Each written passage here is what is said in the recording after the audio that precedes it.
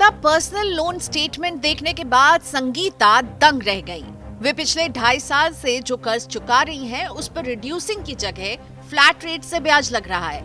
यानी जितना ब्याज कर्ज की पहली किस्त पर लगा, उतना ही आखिरी पर भी।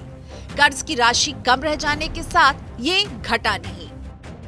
संगीता अकेली नहीं है। ज्यादातर लोग जब कर्ज लेते हैं और लोन डॉक्यूमेंट उनके सामने रहता है तो एक के बाद एक सिग्नेचर करते चले जाते हैं।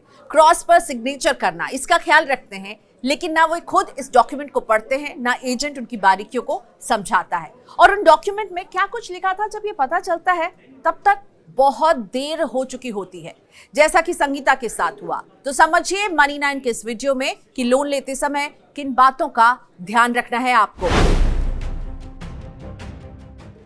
तो पहली बात जिसका ख्याल रखना है वो ये कि आप 2 जगह से पर्सनल लोन ले सकते हैं।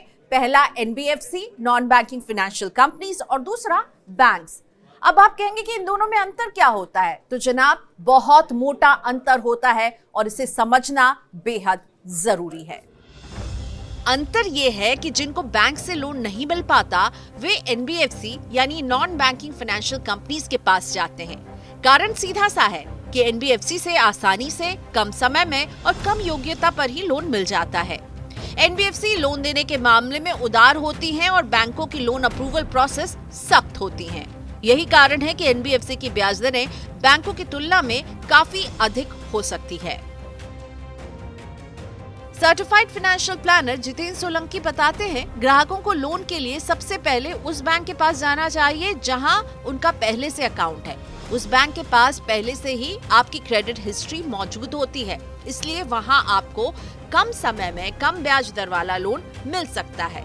कुछ बैंक अपने ग्राहकों से प्री अप्रूव्ड लोन की भी पेशकश करते हैं, वो मिल जाए तो क्या ही कहने। वहीं अगर NBFC में आपका पहले से कोई लोन चल रहा है तो आप वहां से भी लोन ले सकते हैं।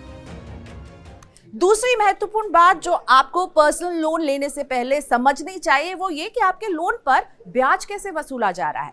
ये फ्लैट ब्याज दर लगेगा या रिड्यूसिंग या फिर फ्लोटिंग रेट पर आपको ये लोन मिल रहा है। इन तीनों के बीच के अंतर को समझिए ध्यान से।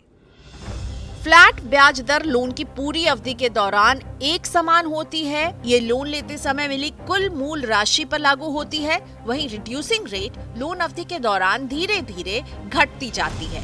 रिड्यूसिंग रेट बची हुई मूल राशि पर लागू होती है। वहीं अगर आपकी ब्याज दर फ्लोटिंग है तो ये रेपो रेट जैसे बेंचमार्क दरों में बदलाव के साथ कम या ज्यादा हो सकती है। साफ है कि रिड्यूसिंग इंटरेस्ट रेट में ही ग्राहकों को सबसे अधिक फायदा है। मनी 9 की सलाह, जहां तक हो सके पर्सनल लोन लेना टालें। केवल जरूरत के लिए लें, चाहत के लिए नहीं।